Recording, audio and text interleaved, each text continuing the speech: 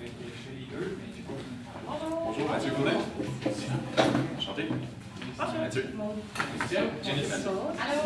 Alors, Enchanté.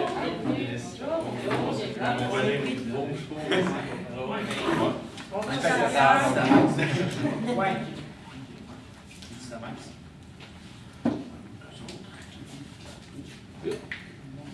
Donc, je vais lire juste quelques règlements.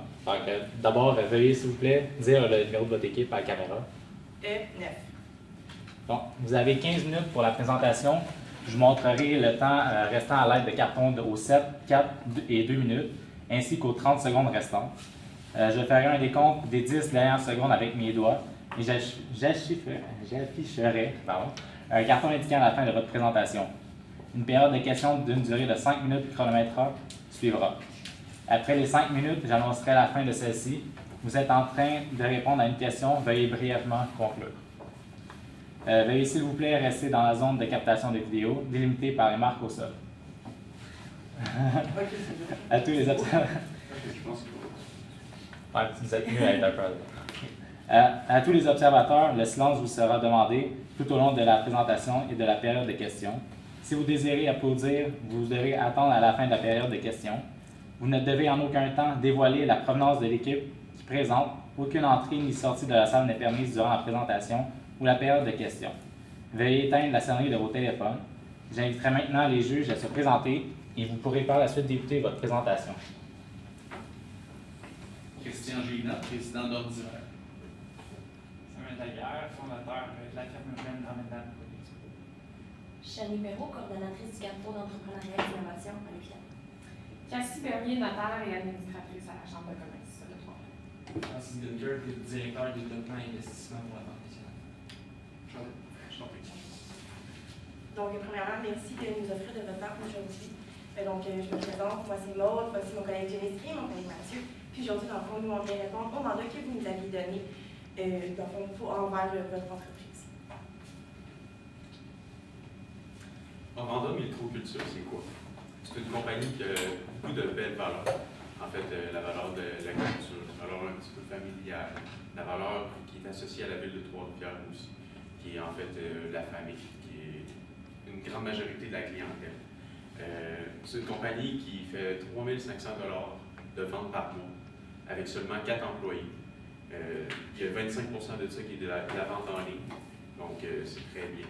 Ils participent à des événements, ils ont une page Facebook, Instagram. Ils sont ouverts les lundis et vendredis de 16 à 20 heures. Donc, il y a une petite couverture d'heures, donc c'est très bien. Donc, au niveau de l'analyse de l'environnement interne de la compagnie, une des grandes forces, c'est l'infrastructure. Ils ont une très grande infrastructure de plus de 1300 pieds carrés. Ils sont présents sur les médias sociaux, notamment sur Facebook et Instagram. Ils ont également un site transactionnel opérationnel pour la vente de micro-pousses en ligne. Également, ils ont une approche client très conviviale dû au fait que les pousses doivent venir se récolter en succursale directement, avec directement. Puis ensuite, il y a des valeurs très humaines, on est vraiment proches les uns des autres, c'est convivial, c'est comme ça qu'on veut garder la chose aussi. C'est vraiment, c'est fait avec la terre, puis on veut rester dans ces valeurs-là aussi très familiales, puis très terrestres. Puis il y a aussi une très bonne rentabilité pour les produits qu'on pousse à la ferme. Au niveau des points peut-être plus à améliorer, il y a la présence et le contenu sur les médias sociaux. Ça, on va tout en parler un petit peu plus tard, là, plus en détail. Il y a aussi le logo de l'entreprise, l'assortiment de produits qui serait peut-être à améliorer, la superficie de production, la présence sur le territoire, les heures d'ouverture et le système de distribution. Donc, pour continuer, moi je viens de vous parler des éléments internes, je vais vous parler plus du niveau externe. Donc, on continue pour l'entreprise, on a vu qu'on avait des possibilités de subvention et de support de la part du gouvernement. Donc, on peut utiliser cette opportunité-là pour favoriser dans l'entreprise. Ensuite, il y a plusieurs événements qui sont à venir dans la région de Trois-Rivières. Donc, on peut s'impliquer davantage. Je sais pas que vous êtes déjà très beaucoup impliqués. Très impliqués dans le milieu local. Donc, pour aller de l'avant et s'impliquer encore plus. On est dans une ère où c'est que le numérique, la technologie avance à un rythme incroyable. Si vous avez déjà un site transactionnel, un site web, vous êtes présent sur les réseaux sociaux, donc c'est très bien. Mais c'est sûr qu'il faut rester à jour sur ça. Il faut continuer à suivre l'art de la technologie et rester à jour sur ce niveau-là. Ensuite, la clientèle ciblée, c'est une clientèle qui est principalement à Trois-Rivières. C'est une clientèle de femmes de 20 à 45 ans. Et avec cette clientèle-là, on remarque aussi une possibilité géographique. Donc, vous êtes situé directement à Trois-Rivières. La clientèle est là aussi, donc c'est une clientèle qui est sur le territoire géographique. Ensuite, les tendances d'achat biologique. On sait que dans les dernières années, les tendances pour les aliments bio et les commerces locaux ont pris un essor incroyable. Donc, c'est une énorme opportunité dans le fond, de suivre ce mouvement-là et d'accroître notre. Accroître l'entreprise. Exact. Merci.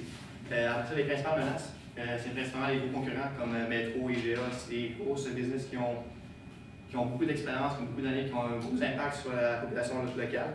Et une autre des grandes menaces, c'est le temps de vie du produit. On sait que les jeunes causes, en fond, c'est un élément que sa fraîcheur peut disparaître quand même assez rapidement. Donc, c'est une des principales menaces au niveau du produit. Donc, vous nous avez donné comme mandat d'obtenir 500 clients d'ici la fin de l'année, avec un budget de 50 000 et pour ainsi maximiser les ventes de l'entreprise. Donc, nous allons vous expliquer c'est quoi nos solutions. Donc, au niveau de notre stratégie des premiers 4 mois, on va commencer par mieux définir la clientèle en effectuant un sondage. Dans le fond, notre but, c'est de connaître peut-être des choses qu'on peut plus adapter justement à la clientèle de Trois-Rivières. Donc, de regarder par exemple quelles heures d'ouverture sont les plus propices, puis tout ça. J'imagine que vous avez déjà fait une analyse au début, mais de voir si ça a changé au cours des années, puis tout ça. Par la suite, la localisation, de voir si où qui sont dans le fond, directement placés pour savoir si la livraison serait vraiment quelque chose à envisager vraiment potentiellement. Par la suite, de peut-être regarder si les nouveaux produits, ça pourrait être intéressant. Fait, par exemple, soit d'autres sortes de pousses ou vraiment comme des choses comme des pestos, des smoothies, même à vendre dans la succursale en tant que telle. Ensuite, il y a aussi d'autres informations qu'on peut voir propices selon le développement de l'entreprise. Par la suite, il y aurait la modification de l'image projetée par la marque.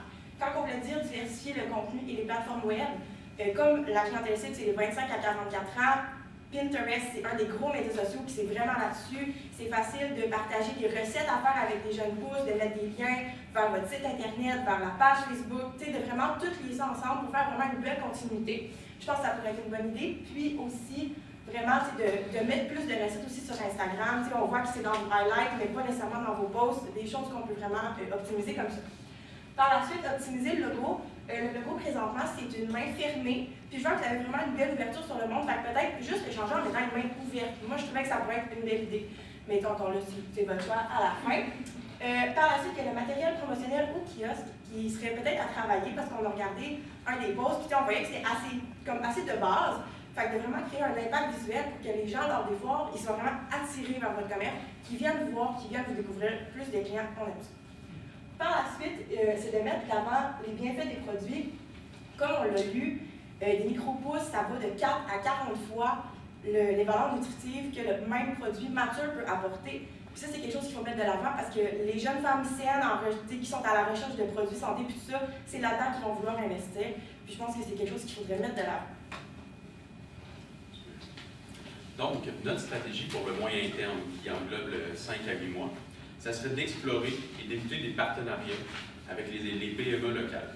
Donc, on sait que vous voulez rester dans la région de Trois-Rivières, même dans la ville. Donc, peut-être développer des partenariats avec les restaurateurs qui sont plus fine bouche. Donc, c'est un bel élément de décoration sur les aliments. Donc, c'est un bon pouce pour la présentation des restaurateurs. Donc, mettre l'emphase sur ce point-là. Ensuite, peut-être faire des partenariats avec les petites épiceries fines. Essayer de vendre les produits pour intégrer cela dans les recettes. On voit qu'il y a quelques sandwicheries, boulangeries qui ont réussi à intégrer ça dans leurs produits. Donc, mettre vraiment l'emphase sur les bienfaits pour être capable de vendre ce produit-là, qui est très bénéfique pour la santé. Ensuite, avoir une présence dans les marchés. Les marchés, on sait beaucoup que c'est des produits biologiques, des produits qui viennent directement de la terre. Donc, ça serait une bonne opportunité pour vous d'utiliser ce point de vente-là pour accroître votre visibilité et vos ventes. Ensuite, plus tôt, nous avons fait un sondage pour déterminer plusieurs aspects de la clientèle, de la vente.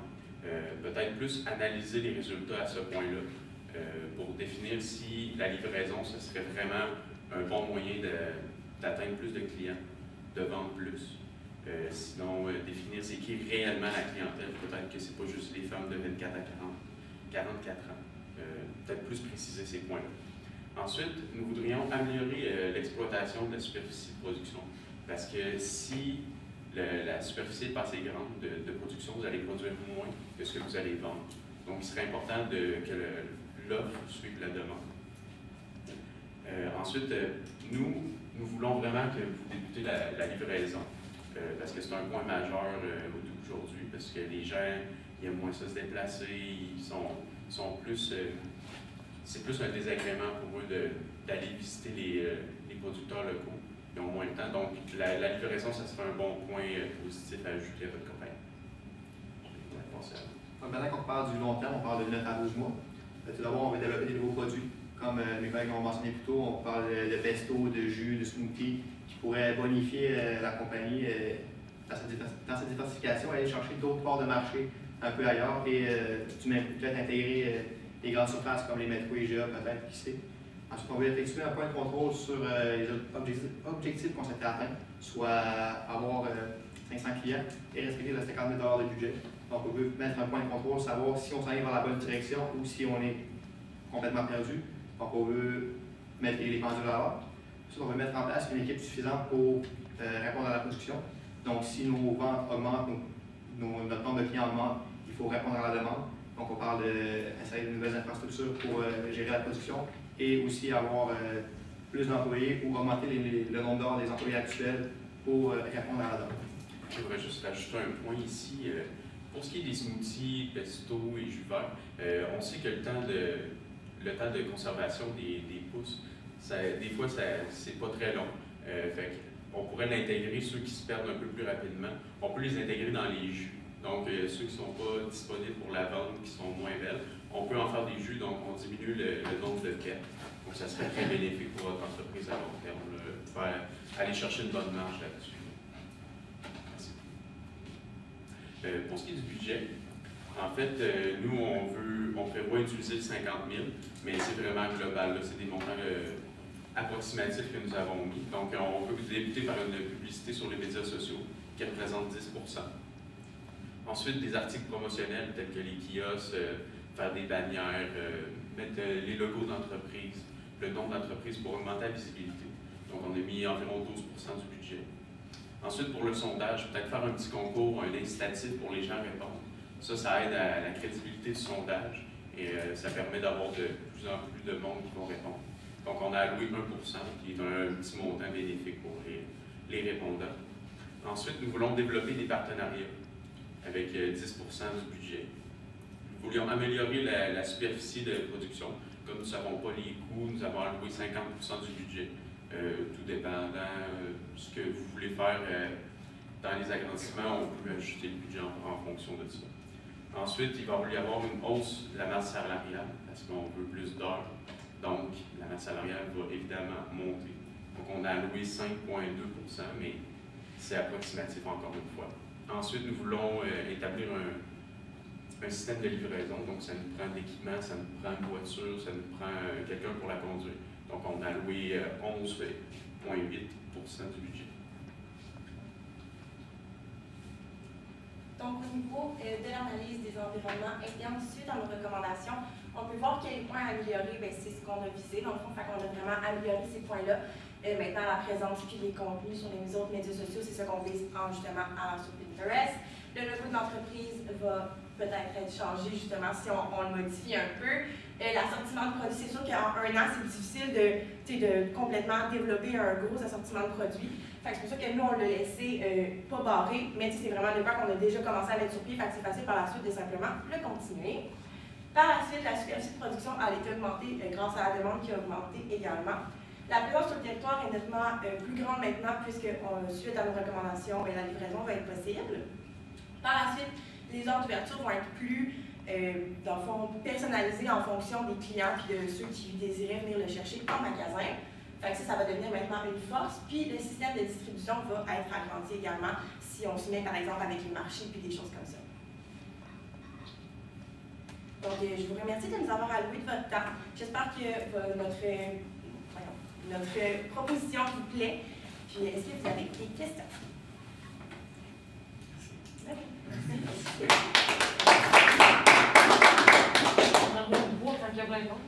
Ouais. Quand vous parlez de la hausse de la masse salariale de 5,2 ça m'a frappé que j'ai fallu que je prenne ma calculatrice. Vous pensez que c'est combien d'heures, 5,2 par semaine d'accroissement de la masse salariale?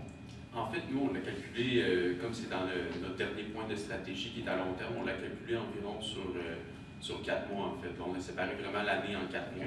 Donc, on a calculé ça sur 4 mois, on a calculé d'une hausse, c'est approximatif. On est parti de 14 à 17 $ de l'heure pour environ 40 heures. Donc, c'est vraiment des chiffres complètement basés sur la réalité qui est des chiffres réguliers normalement. Vous augmentez le taux horaire de la personne en place et vous bonifiez son nombre d'heures. Oui.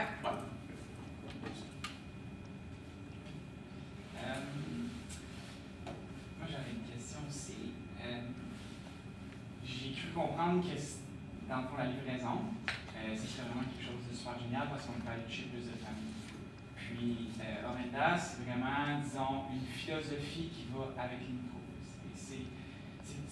Si je pouvais vendre des microbus, comme je le ferais, puis j'enverrais juste ça au marché, puis ça ne me dérangerait pas, je ne voudrais même pas être là. Mais de quelle façon est-ce que je vais propager ma culture d'entreprise, la philosophie Orenda, si je n'ai pas, mettons, le contact avec les gens comme ça? Parce que c'est vraiment quelque chose que j'aimerais faire, mais avec les réseaux sociaux, je ne sais pas, avez-vous des idées là-dessus pour vraiment que les gens, même s'ils ne me voient pas ou qu'ils reçoivent la boîte devant chez eux, leur pouce, mais qu'ils savent et qu'ils comprennent qu'Orenda, il y a la philosophie qui est derrière tout ça aussi. Je pense que, par exemple, mettre des mots personnalisés dans les boîtes, ça peut être une bonne façon de toucher les gens, surtout les clients réguliers qui passent de la commande en main propre vers la livraison. C'est sûr que nous, dans le fond, on essayait surtout de satisfaire les clients parce que c'est ça qu'on a remarqué, c'est que ça causait vraiment un désagrément chez les clients. Puis des fois, ça le mettait réticent à aller chez vous. Fait que c'est sûr que c'est ça. Mais aussi, c'est sûr qu'on peut faire des journées portes ouvertes pour voir comment il y a les pouces, ça fonctionne, puis tout ça. Fait qu'à ce moment-là, ça ferait un beaucoup promotionnel en même temps là, pour faire découvrir le produit. Je pense que ça pourrait être une bonne idée. Je me permets de rajouter un point, je peux-tu utiliser la boîte? Oui, absolument. En fait, si on a une boîte comme ça, puis qu'on vient la livrer chez vous, vous voyez qu'il n'y a pas vraiment de personnalisation, que c'est vraiment très neutre comme produit. Là. On ne sait même pas qu'est-ce qu'il y a dedans. En fait, moi, je crois que la solution, ça pourrait être aussi de modifier l'emballage pour qu'il soit plus personnalisé et qu'il atteigne plus le client. Donc, peut-être un logo, mettre les valeurs d'entreprise sur le dessus, peut-être changer la couleur pour que ça soit vert, blanc ou couleur d'entreprise. Ça serait vraiment une bonne façon d'atteindre le client et de le toucher dans le contact. C'est vraiment pour ne pas nuire au contact que vous aimez avec les clients.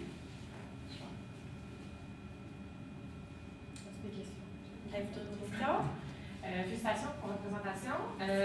Moi aussi, j'avais une grosse question par rapport à la masse salariale parce qu'on veut développer des partenariats, on veut un peu être vu, oui, dans les supermarchés, dans les épiceries, tout ça. Mais il n'y a pas eu rien associé à peut-être la représentation. Si quelqu'un va dans les places. Moi, j'aurais aimé ça, voir peut-être une petite considération par rapport à ça, parce que oui, il y a l'augmentation du taux horaire, il y a les heures de plus, etc., mais à un moment donné, agrandir, à mettre 50% du budget sur la superficie, nécessairement, ça va prendre d'autres mains, puis ça va prendre des bras pour aller vendre ça, ce stock-là. Fait que moi, petit point par rapport à ça, j'aurais peut-être ajusté une de vos grandes forces, je trouve, c'est justement, on vient de poser la question, vous vous adaptez vite. Vous avez bien réagi avec la boîte. C'était pas dans votre budget, c'était pas prévu, mais je trouve que c'est une belle qualité d'être à l'écoute de son client, d'être capable de vite trouver des solutions. J'avais la même question un peu dans le sens où qu'est-ce qui nous distingue, nous, comme entreprise. On y a répondu un peu par le biais de la réponse de Samuel, la question de Samuel. Mais bref, en gros, c'est moi, mes petits commentaires, mais très constructifs. Félicitations. Merci beaucoup. Tout était beau. Puis j'aurais une autre question. On parle allouer 50% à l'agrandissement, de l'amélioration de la superficie de production, mais dans le fond, j'ai un local et je ne peux pas nécessairement agrandir. J'ai mis 300 pieds carrés, c'était quoi que vous vouliez améliorer dans ce budget-là? Ben, en fait, dans le cas que nous avons reçu, ça dit que vous utilisez une certaine partie présentement pour l'exploitation, mais que vous avez un potentiel de produire plus. Donc, ce potentiel-là, ça serait vraiment ce qu'on veut exploiter. Là. Pas nécessairement agrandir le local, mais vraiment exploiter ce qu'on peut au maximum. Puis sinon, après, peut-être changer de local. La période de questions est terminée. Donc, juste conclure les réponses. C'est bon. Alors, merci.